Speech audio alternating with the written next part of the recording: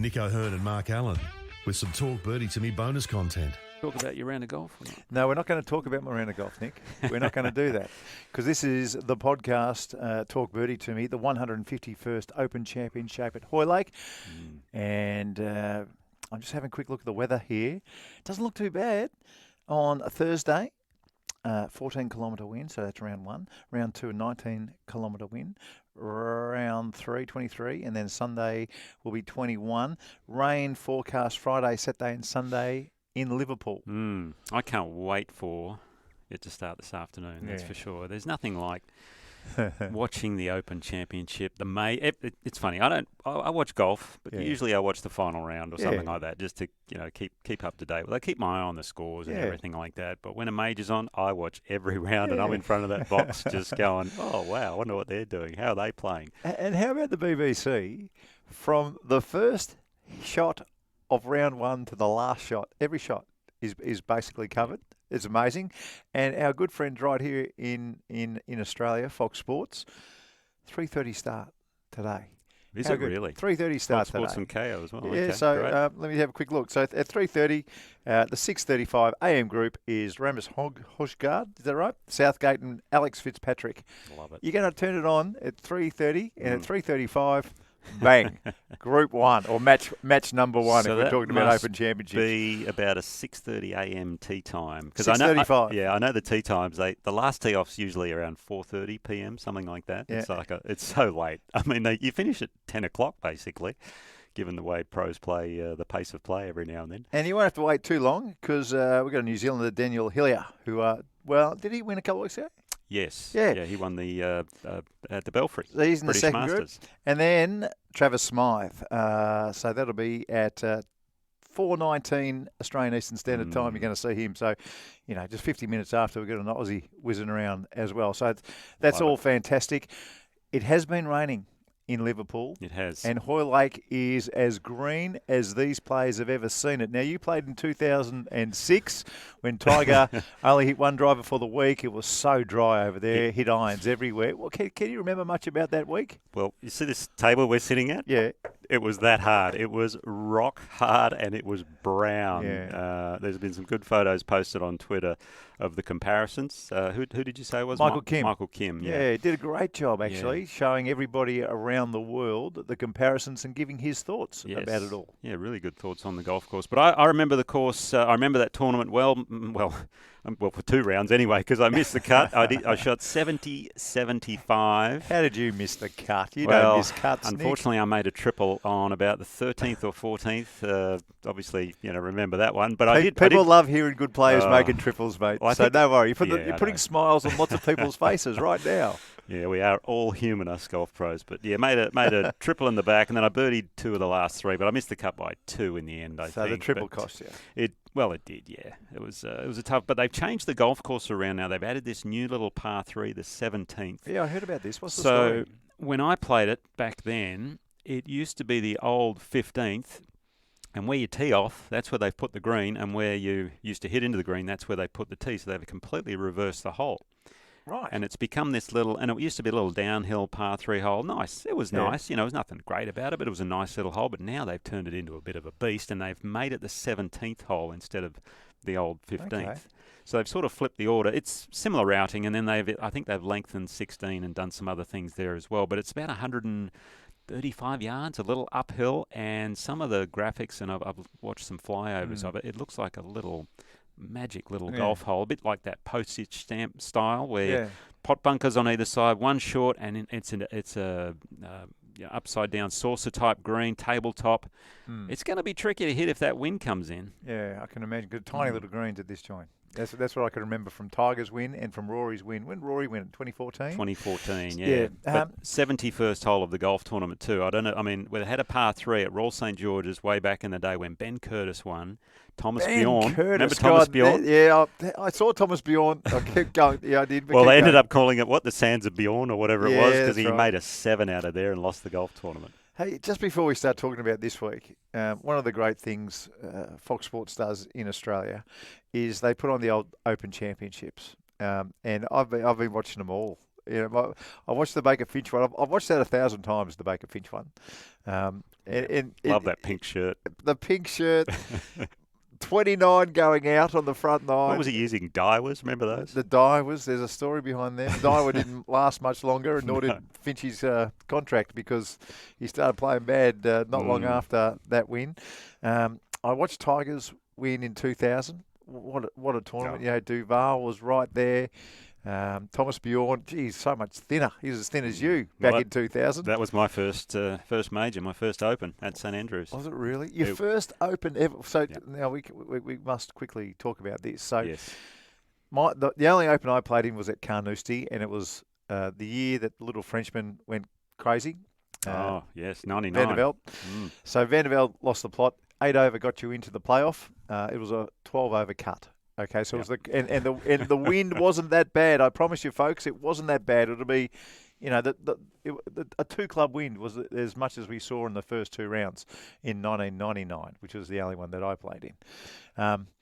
It's funny, I can hardly remember the golf course, Carnoustie. I played 3 practice rounds and round 1 and round 2, and I can hardly remember the golf course. I remember that Open because I went there and had a look because I went to local qualifying and I wasn't playing well at the time, and I went to the golf course and I thought, you know what, if I don't get in, I won't be that upset because I'm not sure I'm going to be able to find all my golf balls out here. You actually couldn't. And the worst bit was that particularly, I don't want to drag it back to Carnoustie 99, but they actually mowed all the rough after Tuesday because it was absolutely ridiculous. Right. If they played it the way they had it set up on Monday and Tuesday, 14 over would have got you into a playoff, and the cut would have been 20 over. Oh. It was just so stupid, so ridiculous. But let's go back to the way you remember it. And Tiger Woods, reading Michael Kim's tweet, he was saying that Tiger was hitting irons to all the corners. He's hitting woods to get to all the corners. So the corners must be really important at this joint, Nick. It must be a lot of dog legs. Yeah, there are plenty of dog legs. It favours someone who draws the ball. That's what they're sort of saying from the tee. So I think Rory straight away and Xander Schauffele. Scheffler can turn the ball as well, which is nice. But back then, it was so firm, so fiery. Tiger was hitting his driver off the planet, so he didn't even bother using it at that time because he couldn't keep it under control. But he didn't need to, as it turned out. He hit an iron off everywhere, laid up short, so he didn't get to the doglegs where all the pot bunkers are. They're the things you have to avoid on this golf course. If you go in any of these pot bunkers, it's almost automatically a one-stroke penalty because you're just splashing it out and then hitting your next shot from there. But they've lengthened the golf course. It's stretched out to about almost 7,400 yards, past 71. It's going to be softer, so they will be taking drivers a lot more, and I think that brings those pot bunkers more in play. Yeah, well, that was going to be my question to you. And again, just drawing on my experience the year before in 1999, the ball was running so far, Nick. I mean, it wasn't an issue hitting the ball long. It was actually you're trying to stop the ball. Yeah. So in 2000, people were trying to stop the ball because of the run. 2006, people were trying to stop the ball because of the run. If the golf course is going to be a lot softer and you don't have to worry about a bad bounce that you probably had to worry about back in 2006, does that mean necessarily that you're going to have to draw your iron shots or your woods at a lot of these holes? Is it a place where someone like Jon Rahm can hit his long irons and fade it into the middle and be reasonably confident of a soft bounce and keeping his ball under control from the tee? Yeah, I don't think the shape of the tee shots will matter that much anymore because it will be a bit more receptive. Generally, when it's firmer like that, you have to shape the ball with the direction of the hole. And in this case, with a lot of right to left dog legs and the odd left to righter, obviously, you would need to hit those shots. But given the conditions, given the forecast, the golf course, the faders, they just got to aim a lot further left and hit that nice high fade, and it's probably going to land a bit softer and stay in the fairway. If it was rock hard, they would not be able to do that. So that's going to play a big factor this week, and it brings in more of the players who play the ball through the air, which is most golfers these days, and not too many of them are used to playing it along the ground. All right, I want to talk to you about a couple of players. We saw him come second in Scotland, Robert MacIntyre. Now, he plays well and understands this sort of golf. He's a fader of the golf ball, which is a right-to-left shape. Works well. Do you give him hope? I do. Yeah, I do he's too. been playing well at the last two tournaments. He was leading in Denmark, couldn't close it out. the Scottish Open, he played a phenomenal round of golf, and unfortunately for him, just someone played better. Coming off a tied 4th and a 2nd last week. So Robert MacIntyre understands it, is probably due to do something special on a real global stage, and we know he's in form. What about Shane Lowry? Yeah, well, I'm not sure of his form. I haven't really had a good look at Shane's of late, but you never count him out on a links golf course. Obviously, growing up from across on one of the other big isles, obviously Northern Ireland there, he's won an Open Championship before. He knows what it takes to do it, and his short game is, you could almost say it's the best in the world. He's had 3 top 20s in the first 3 majors of the season. Okay. So he enjoys playing in the big ones. Some of the other players, Jordan Spieth. Now, this guy interests me on a softer British Open course for some reason. I don't know why. Probably just he's up and down. It's very, very small greens. Not everyone's going. I mean, if you hit 12 greens at this joint, the way it's set up, and you've probably had a good day. I'd back Jordan Spieth to get up and down most of the time around this place if it's a little bit soft and with his imagination. So I'm still a believer in Jordan, and I've got the feeling that even though he hasn't been prominent winning majors in the last, handful of years, I've got the feeling he's the sort of fellow that if he did get his nose in front, he'd be hard to stop. Yeah, he has that confidence, and he has that ability just to turn the switch. I mean, you remember him back in, when did he win the Open at Birkdale, where he hit possibly one of the worst golf shots on 11 or 12th tee, something like that, which went sideways, and he had the ability to say, right, I'm going to get over that and then close this tournament out, and he did it. So his ability to forget the bad shots is incredible, and that's what you need at the Open Championship, because you're going to get bad bounces. You're going to hit shots where you just won't be rewarded, and if you can get over those quicker than everyone else, you're going to be ahead of them. Yeah, Xander Schauffele plays well in British Opens. He's had a trio of top 20s since he's been playing. He's made the cut in all 5 of his Open Championships. He does have the right to left ball flight, which we all think is beneficial at this golf course. And the other one too, it's ridiculous that more people aren't talking about him, but Dustin Johnson. Yeah, it's funny that, isn't it? It is ridiculous. I mean, he's a live player. We don't see him too much on the big time, but he's the sort of bloke who can just wander in, fresh off, jumping off, doing backflips off boats into the whatever sea he was in with the missus. It's hard with the live players to know what sort of form they are in. That's been the issue. I mean, we know Cam Smith is playing well, obviously, because he won Live London recently, but we'll get to Cam shortly. Viktor Hovland. What do you make of Victor's chances?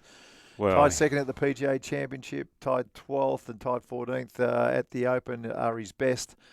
What do you think? Well, he's a ball-striking machine. Short game still to be determined in that regard, but if he just flat-out plays from tee to green like he normally does, and he's a good putter, give him a great chance. Yeah, small greens, I think, work against him, but like you say, he is a ball-striking machine. If he has 72 holes out where he's just flushing it. And he's got an Aussie caddy, so Shea. That does help. Tommy Fleetwood? Well, he should be your pick because he wears a cardigan, doesn't he? Yeah, I love it. I love the cardigan. That Nike one looks nice. Yeah, no, he's well up in all the stats at the moment. Tee to green, putting, short game, all that sort of thing. The question mark for his is, can he close out a big one? He's won obviously several times in DP World Tour, never won on PGA Tour. Does he have what it takes? What do you think? Yes, he does. He has the game for it. It's more just the mindset. Yeah, look, I think he does. He got very close a few years ago to where he was in there but didn't quite perform on the Sunday. We saw him. He's had an issue with Sundays. That's the thing. Yeah, of late, that is right. But he did have a win. Who did he beat just recently? The Canadian Open. No, he didn't. He got rolled. He got rolled down. He should have won it. He should have won it. That's right. Yep. He should have won it. Do you want to say a few things about Jon Rahm this week? Because I think he's almost another forgotten player. Well, no one's talking about him. That's the most bizarre thing coming into it. I think he's had a bit of time off. He does love links golf. He's won an Irish Open before. Yeah. And he has that mentality that can just go out there and grab these events. I'm sure he's been practicing locally on all these links courses. I haven't really looked that up, whether he has or not. But if he hasn't, well, that's his own fault. He really should have been. But He's one for the big stage. I fancy his chances. I know I don't know what his odds are, but I'd back him because he's probably higher than the Rorys and McIlroy and the Brookses and the Schefflers and those guys. Yeah. Can Brooks Koepka win an Open Championship? He's won 5 majors. He needs a Masters and an Open to finish things off and get that career Grand Slam. I think this is his best hope. Can he? Of course he can. Yeah. Absolutely. He loves the big stage, the big four. That's what it's all about for him. And I think, given the conditions, that'll play more into his hands than others. All right. I just want to talk about 3 more players that are the favourites, and then I want to hear about some of our Australian guys. Yes. But I'm going to lead with Cameron Smith, the defending champ, playing well, had a win recently on Live. Talking very confidently. He is. Where I've seen him talk, he seemed pretty comfortable in his own skin at the moment. I reckon small greens is a big help for someone like Cameron Smith. I think that for 2 reasons. It's probably a little bit more open, and you don't have to take on trouble if you don't want to. And the small greens at Royal Liverpool, I think, is going to be a real handy thing for Cameron Smith over 72 holes. Yeah, he loves putting on slower greens. We know that from last year at the old course. Driving is obviously the thing with him. If he drives the ball well, he'll be the favourite in my mind. Now, he's also after a little bit of history, I guess you could say, because Peter Thompson back in the day won the British Open 3 times in a row, 54, 55, 56, and there's a little bit of symmetry in here. The 55 was at the old course last year. Cameron Smith won at the old course. 56 was Hoylake. Now, can Smith go back-to-back to repeat what Peter Thompson did? So yeah, that'd be good. That would be handy. something. I happened to catch last year's Open Championship on Fox Sports as well. You forgot how good a round that was. Yeah. 5 birdies in a row from 10 to 14. Birdies to last as well to shoot 30 on the back 9 after 2 under on the front. I don't know what length of putts he hold for the week, but it was in the hundreds and hundreds of feet. Well, he set a record, didn't he, on the 2nd or 3rd round? An absolute PGA Tour record. The other 2, Scotty Scheffler and Rory McIlroy. Which one do you want to pick first? Well, it would be, for both players, for them to play the golf they have this year and not to come away with a major. Scheffler especially, I think. His tee to green game this year has really only been seen before in the likes of Tiger Woods. That's the only person that's put together a season as he has. And people are calling it a disappointing season. Now, he's won twice. He won the Players and Phoenix. Yep. He hasn't finished outside the top 12 in the last 19 starts. Just think about that. I mean, that's ridiculous. Incredible. In his last 7 starts, he's been in the top 5. Yeah. Not many people have beaten him this week, but he hasn't got many titles under his resume, and he needs a win, I think, and obviously a major to cap off one of the great seasons. He holds the number 1 position in strokes gained in 3 hitting categories. And I think for getting up and down, he's number 4 from scrambling, so in strokes gained. So, well, the obvious issue has been the putter, though. Yes. So if he can just have an average week putting, I think he'll win by 4. All right. And Rory McIlroy, of course, he's going to start, I would say, the crowd favourite and probably the favourite as well. I think both Scotty and Rory McIlroy, when I looked last, were both paying about $8.50. I think it's pretty much on the money. I think that's where I'd have them if I had a book going as well. The question mark with Rory is, we keep on seeing it. It's been so long since he's won a major. It's been 9 years. But the good thing is, does last week do enough for the belief in his back pocket? Well, he got the breaks he needed to last week on a couple of those putts, which we spoke about in our other pod earlier, and he needs those in majors, and he hasn't had that in majors, unfortunately. I think he needs to go out and be aggressive and just attack from the get-go. First day, the conditions are going to be good. Need to light that golf course up. He'll be playing in the afternoon. He's playing with John Rahm and Justin Rose. A great pairing for him there. Get off to that good start and just keep the foot down.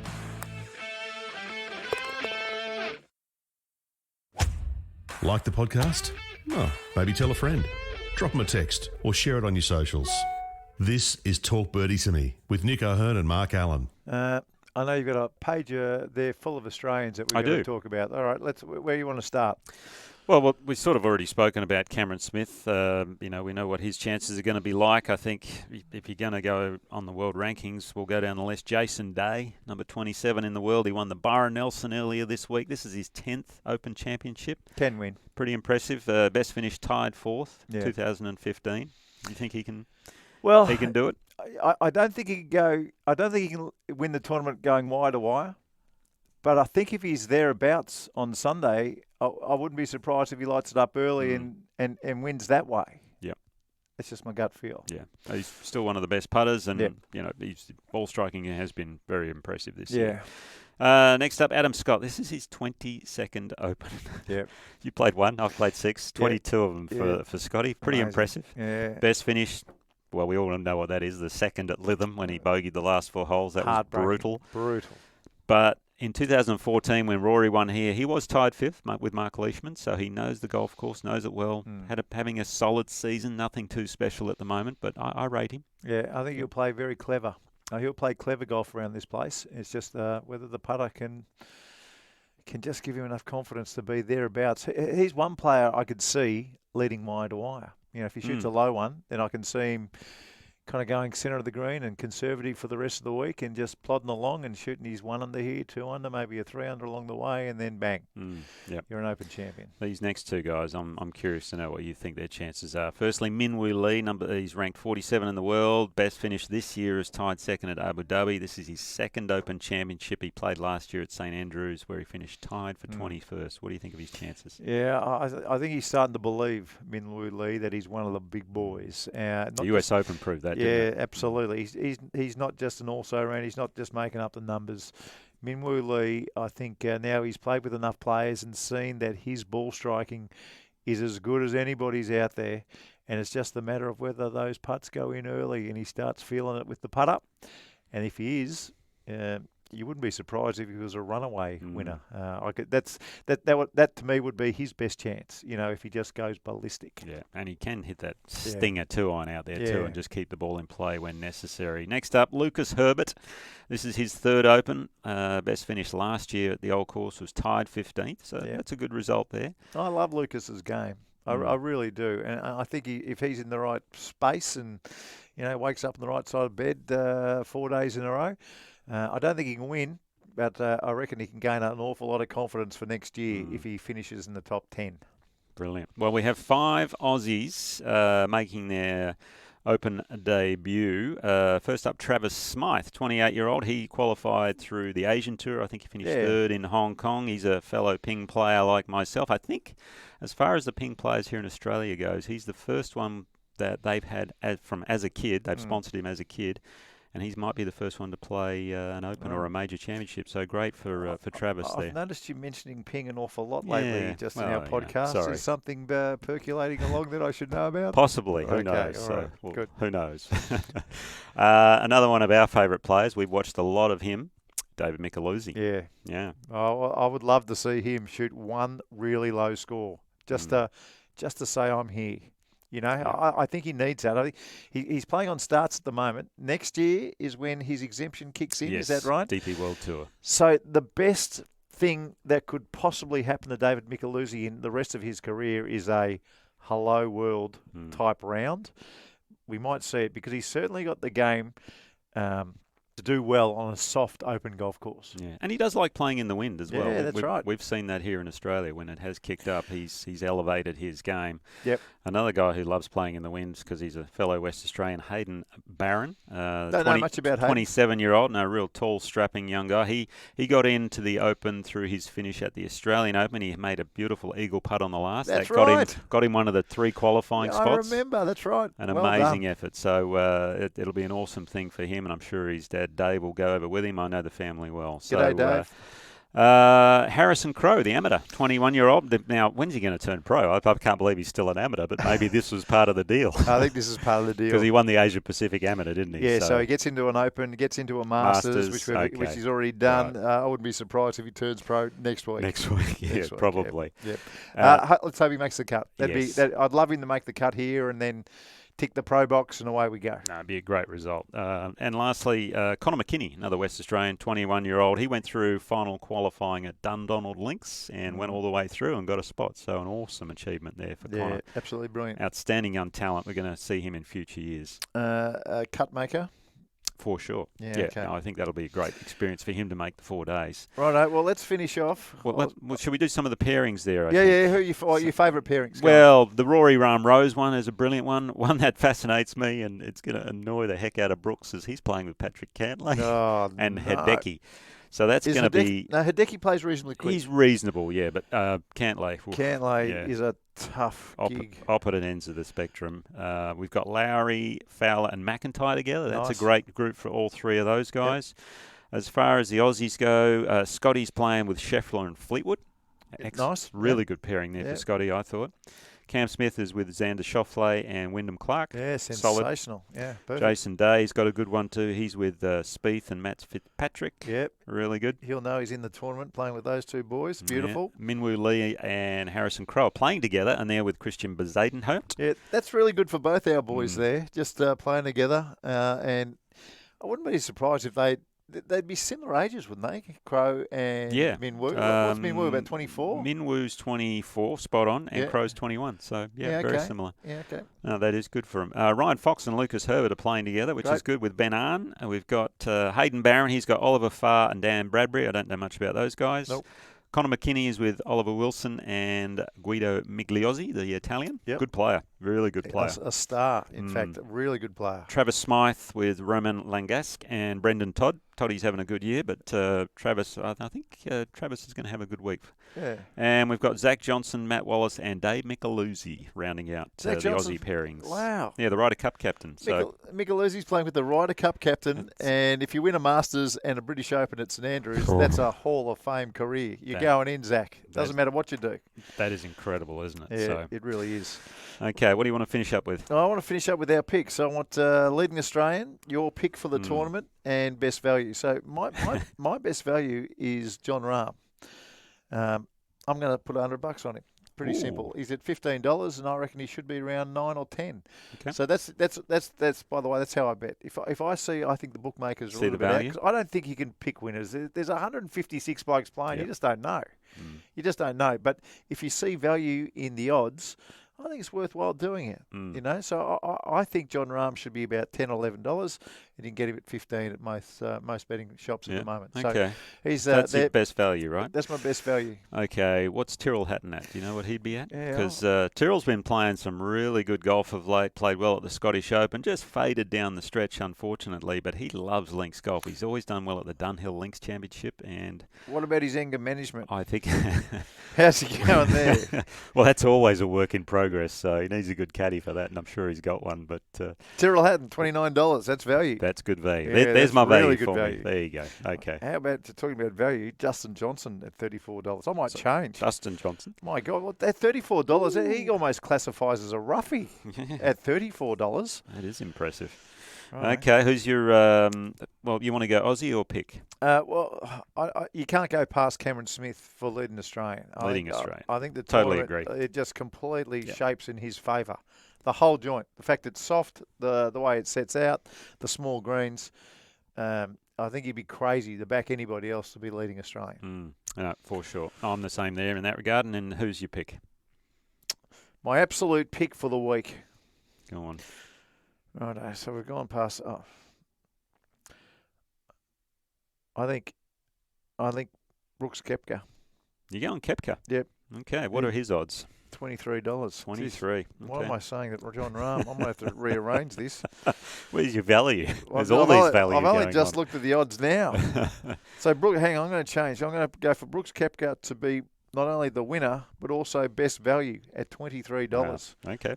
Can you remind me to do some research on the odds next time we do a podcast for a major? That would be a good idea. Thank you. Okay. That'd be nice. You? All right. Scotty Scheffler. Tee to green, he's basically no one really is in his class at the moment other than possibly Rory. And he just needs to have an average putting week, and I think he's due. Yeah. And he needs a major to finish this off. But the hard thing this week is going to be trying to know when to go to bed here in Australia, because it's obviously on in the afternoon. We got a bit on. We've got the Ashes coming up. Yeah, that's true. We got the Well, the rain could help the Aussies is there. still going. Yeah, that's exactly right. There's that much still going on. It is hard to believe. Well, good luck to all the Australians. Let's hope one of our boys is holding up the claret jug at the end of the week. Good on you, Nick. Cheers, mate. From the Australian Golf Centre, home of the PGA of Australia and Golf Australia, this has been a bonus episode of Talk Birdie to Me with Nick O'Hearn and Mark Allen. You can follow us on Twitter, Facebook, Instagram and TikTok. And if you can share the podcast on Spotify, Apple Podcasts or wherever you listen, that'd be awesome. Talk Birdie to Me's executive producer is Dan Bradley at Kaizen Media. Sound design by Daryl Misson at loudzebra.com.